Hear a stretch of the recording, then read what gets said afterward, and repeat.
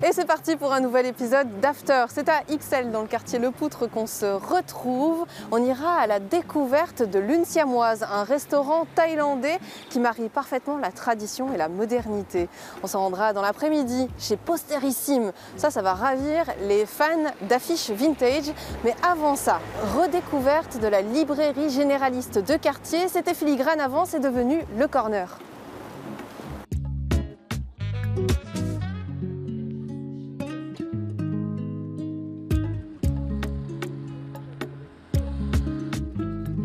C'est une librairie qui va être au plus proche des attentes des gens. C'est-à-dire que je connais les 3/4 des clients qui viennent en réalité. Et donc je sais, avant même qu'ils rentrent, ce que je vais pouvoir leur conseiller ce jour-ci, quoi. On va toujours essayer de défendre les choses qu'on lit, les choses qu'on a envie de mettre en avant, plutôt que faire un devoir d'exhaustivité, par exemple. Pour autant, il y a quand même les nouveautés. Si je rentre et que là, le dernier en date, Joël Dicker, je vais le trouver. Ouais, ça c'est de toute façon, il y a des impératifs économiques, on peut pas louper ça. Mais derrière, il faut quand même qu'on mette notre patte, sinon les gens ne trouvent pas d'intérêt en réalité à l'endroit, parce que s'ils ne trouvent pas qu'il y a un côté personnel et un côté qui nous représente, qui est notre reflet en réalité, autant aller ailleurs ou autant aller sur Internet, quoi. J'imagine que dans le contexte international, actualité qu'il y a ici, on se réfugie aussi dans les livres réfugiés ou aller chercher des informations en plus, approfondir. Est-ce que vous le ressentez, vous, ici? On va avoir des gens qui vont se réfugier dans la littérature, ils s'évadent à travers la fiction. Et puis on va avoir des gens qui vont avoir une démarche peut-être un peu plus militante d'une certaine manière, peut-être pas, ou en tout cas de sensibilisation. Et pour ça, on essaie de répondre un peu à cette demande-là en mettant en avant certaines choses. Par exemple, là, dernièrement, on a remis le livre d'Éric Vuillard, qui est un petit chef-d'œuvre sur comment les industriels allemands ont donné les clés de l'Allemagne à Hitler. Et c'est pas sans rappeler une certaine actualité aujourd'hui. On a aussi le dernier livre de Paul Lynch, Le Chant du Prophète, qui est un scénario dystopique de montée du fascisme en Irlande. Ce sont des œuvres de fiction, plus actuelles peut-être que les dystopies traditionnelles, qui vont nous montrer à quel point on est très très proche du gouffre. Et c'est ce que les gens malheureusement vivent aujourd'hui. Une librairie est un bon moyen de créer justement du lien social. Et de s'éveiller, je pense, c'est ça qui est important. C'est-à-dire que c'est à la fois un lieu d'évasion et un lieu d'éveil. La partie qui m'éclate peut-être le plus, c'est l'interaction avec les gens et puis quelquefois découvrir qu'on peut être confronté nous-mêmes à d'autres opinions, et ça c'est toujours intéressant, quoi. C'est déjà la deuxième cliente que j'entends dire « Ah, vous êtes plus filigrane ». Ouais. L'information, elle n'est pas encore passée pour tout le monde. La plupart des clients sont au courant, surtout les plus fidèles, ils le savent, et ils le savent depuis longtemps déjà. J'ai été gérant pendant 4 ans d'une librairie qui était une enseigne filigrane. Vous n'êtes pas sans savoir que Filigrane a été repris, et c'est dans ce cadre-là que j'ai pu reprendre la boutique à mon compte. C'est un gros saut dans l'inconnu quand même, de passer de gérant à indépendant, enfin c'est pas la même chose. C'est la continuité en même temps, parce que j'avais déjà une certaine liberté dans mes choix. Maintenant, cette liberté est encore plus marquée et encore plus assumée. La force que j'ai ici, c'est que je suis très bien entouré. J'ai vraiment une équipe qui est absolument géniale. Ils ont chacun un peu leur spécialité, et dans leur spécialité, ils sont meilleurs que moi. Bon, ça, je ne me cache pas. Après, c'est moi le meilleur, ça c'est une photo, quoi.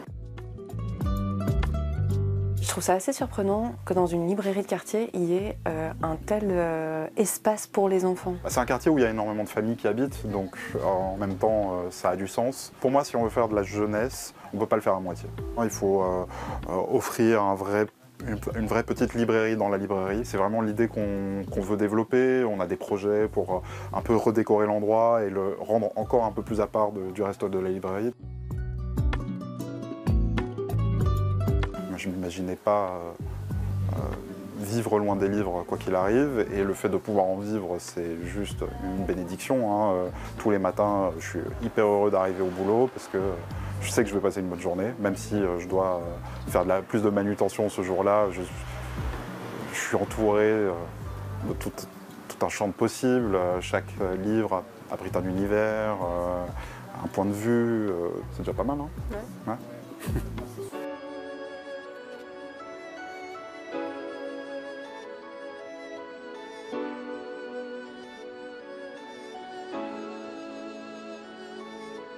On a beaucoup de clients qui ont voyagé en Thaïlande et ils reviennent et disent « Ah, c'est comme là-bas ». Ça, c'est un très beau compliment, j'imagine. C'est le meilleur. Vous rencontrez franchement un grand succès. C'est parfois compliqué d'avoir une table chez l'Une Siamoise. Est-ce que c'est justement ce mélange entre tradition, modernité, mais tout en restant voilà, authentique qui expliquerait ça selon vous? Il faut rester humble, mais je veux dire qu'on a ici la chance d'avoir un cadre où on se sent très confortable et on a une cuisine qui, je pense, est savoureuse. Et on essaye aussi de soigner le service, que les personnes retrouvent le sourire de la Thaïlande. Donc c'est un tout. Si on devait citer quelques plats qu'on retrouve à la carte. Je citerai le curry massaman, qui est un curry très aromatique et qui permet aux personnes qui sont un peu, disons, réfractaires au piment, à la cuisine épicée, de quand même déguster la cuisine thaïlandaise. On a aussi le pad thaï, hein, le plat de nouilles, qui est vraiment aussi un plat qui ne pique pas. Par contre, pour les aventureux, on a le roi des currys, le curry vert. Ça pique, mais c'est excellent. De l'importance donc de la sélection des aliments, des ingrédients, des produits qu'on va retrouver en fait dans cette cuisine. Vous avez raison, c'est vraiment le respect des recettes traditionnelles et surtout les ingrédients qui doivent être les ingrédients que l'on trouve dans la vraie cuisine thaïlandaise. Je cite l'exemple des aubergines thaï qu'on trouve dans nos currys. Souvent, on a une tendance bien à les remplacer par des courgettes ou des carottes ou que sais-je.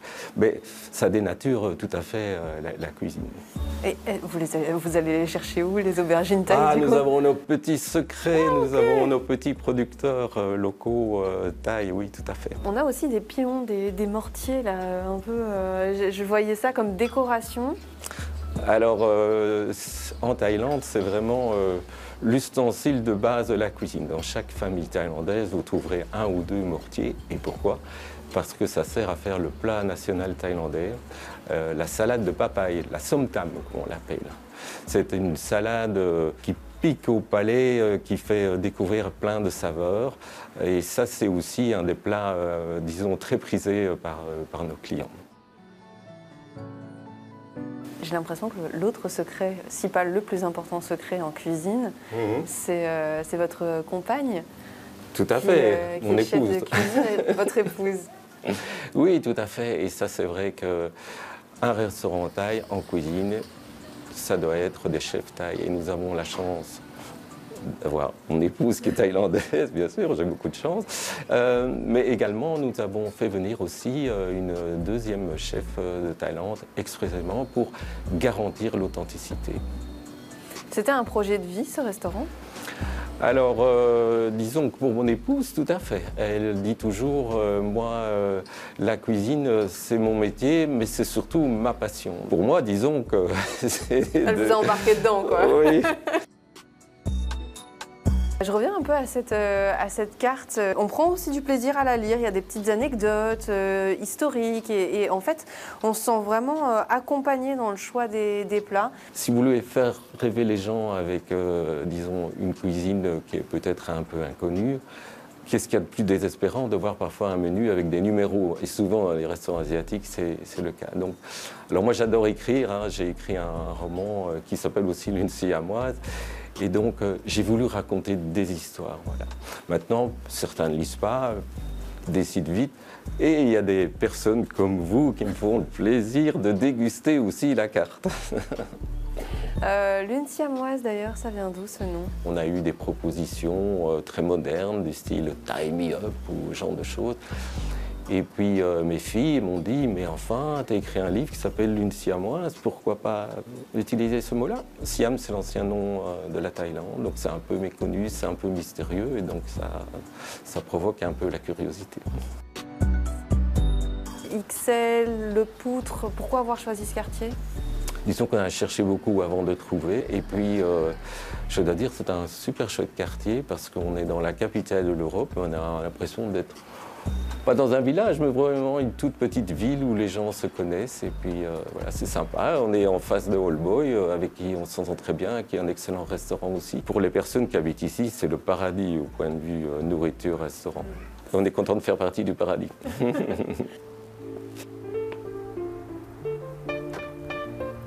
La prochaine adresse va ravir les fans d'affiches vintage. Je vous emmène chez Posterissime.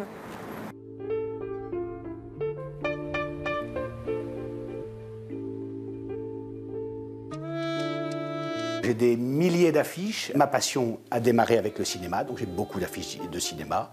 Après ça, c'est plutôt les affiches de tourisme. Et en dernier, les affiches publicitaires. Et je suis un des rares à faire les trois. Donc l'univers est ultra vaste. Je m'arrête aux années 80. Comment est-ce que vous êtes tombé dans l'affiche vintage? Je m'étais installé dans un petit studio à Paris pendant que je travaillais dans la finance et j'avais besoin de décorer mon mur. Donc je cherchais quelque chose. Et j'ai acheté une affiche de Laurel et Hardy. On va faire la Nouba. J'avais vu ça dans la vitrine, j'avais dit mais c'est génial ça et tout. Puis j'en ai acheté 2, puis j'en ai acheté 5, puis 10. Et c'est de là qu'est née en fait ma passion pour les affiches et l'envie de collectionner et l'envie d'en faire mon activité en fait. Et comment est-ce que vous les trouvez alors ces affiches? Alors c'est la difficulté aujourd'hui, parce que ça reste du papier, donc c'est fragile. Ouais. Donc il reste encore, dans le monde, il y a encore beaucoup d'affiches, mais malheureusement elles sont pas souvent bien entreposées. Elles sont dans des caves, elles sont dans des greniers, donc elles sont très abîmées. On les trouve auprès de collectionneurs, on peut les trouver en brocante, on peut les trouver quand on vide une maison, en vide-grenier. Je peux en acheter aux enchères.